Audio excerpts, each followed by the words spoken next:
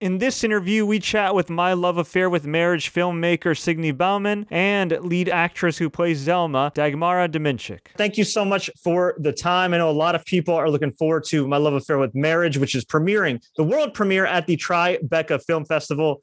This involves so many different themes. It's a very thought-provoking animated film. How did this whole concept come about?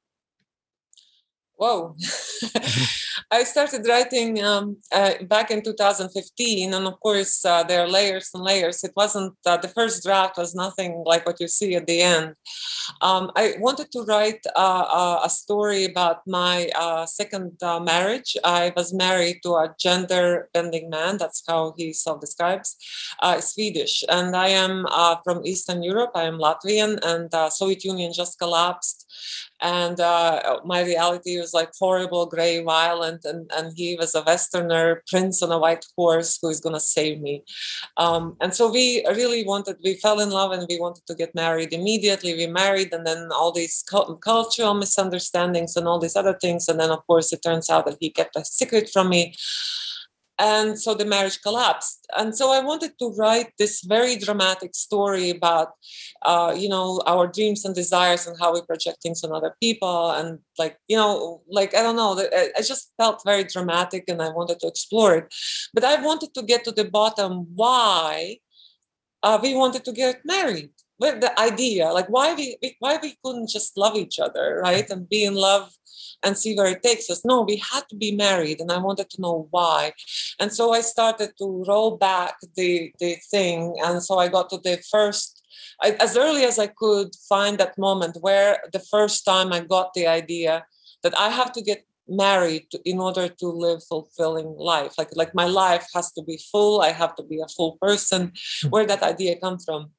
And so that is how the project started with one thing, and it ended up with this whole other thing, and the whole big journey of a woman growing up and trying to understand her place in the world and how she could be loved and to give love also. When did you realize that, wow, okay, I have to have this role as Zelma? And when did you two both realize that you'd be the perfect match? I think I realized it like maybe 5 pages in. No, seriously, the story grabbed me right away.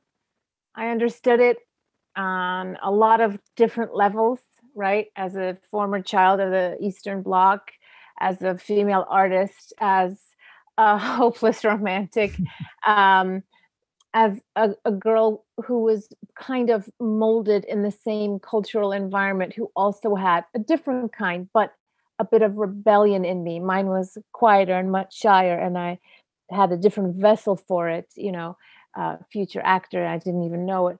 So it spoke on so many levels to me, the narrative, the text, the story. I went after I read it and was completely just suckered right in. And I knew that I could do a good job.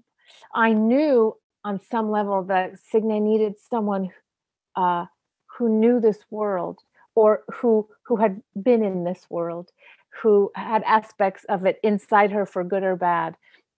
And then I went and checked out all of her previous animations, Rocks in My Pockets, and other short films she had done. And I just, my love grew with each thing I saw. Truly, it hit that sweet spot for me. I'm all about the ugly truth, getting to the gritty of why people behave the way they do.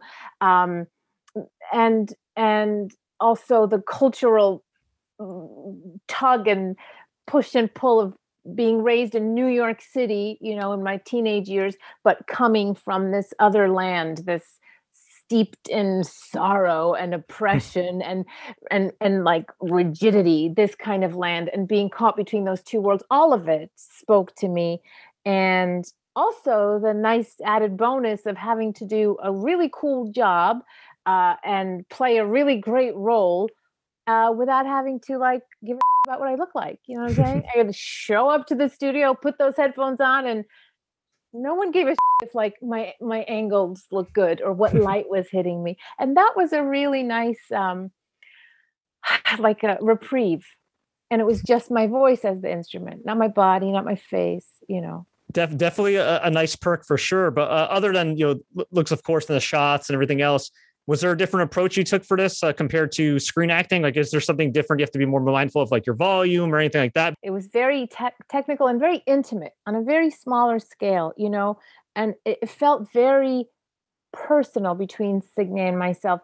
Even when a director's directing me on set, there's the crew, there's 100 other things that also take precedence, not just my acting, but, where we are, the location, time, who the other person in the scene is, all of it. It's a big, big world. And this felt very small. So I was very reliant on Signe and her, I said in a previous interview that it was like I was an instrument in her band and she was going to make a beautiful concert, a concerto, but she only had one instrument at a time. So I had to do my best for her and I had to trust her and she had to trust me.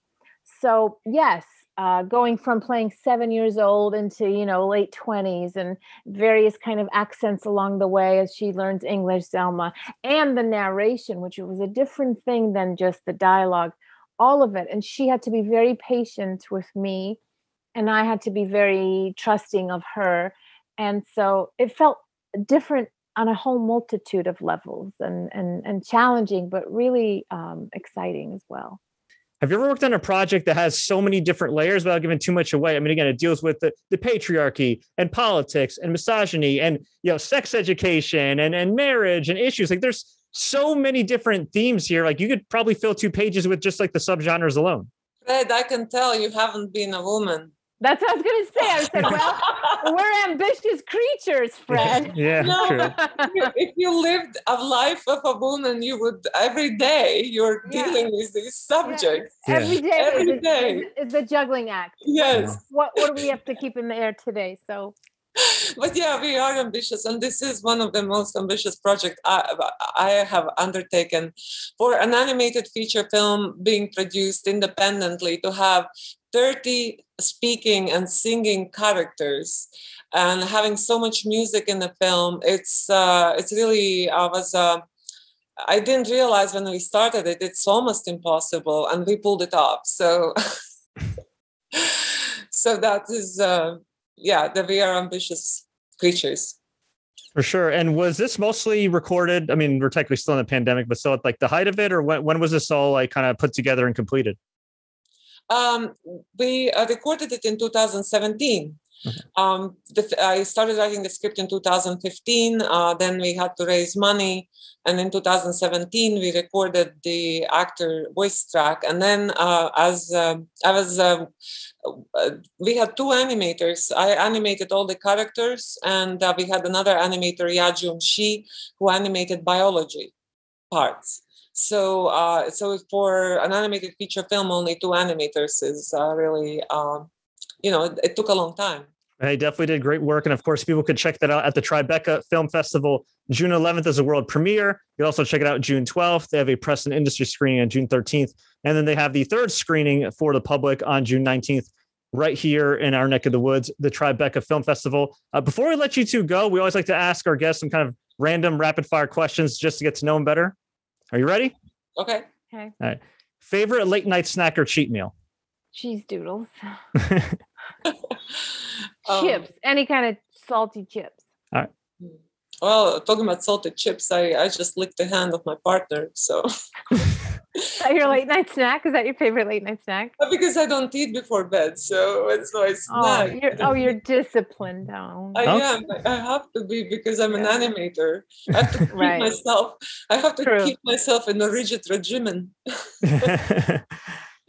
Who inspired you to get into the industry? I was studying philosophy when a friend of mine suggested that she wanted to see my doodles move. Instead of writing lectures, I would just doodle in my notebooks, and she said, I want to see them move, so why don't you go into animation? I'm like, okay. Is she going to get a cut of everything that you make? I don't know.